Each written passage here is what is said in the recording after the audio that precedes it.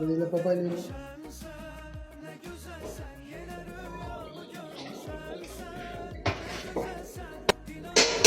Yani hocası bu böyle pişirici. Varlarımız da hazır.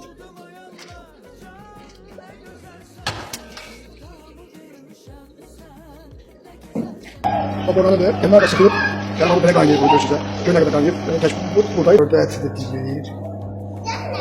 İki ördeğin eti de dizleyir. Görüyorsunuz size.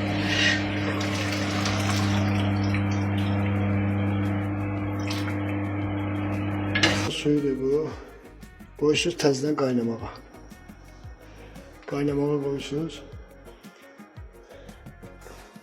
Bu da soğanıdır. Soğanı yavaş yavaş şöyle bir əzisiz buradakı. Soğanla boranı çəkilib, tökülüb suyun içine.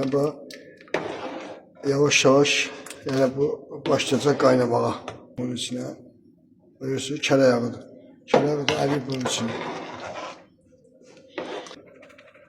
Çəkiliş gözlüyor.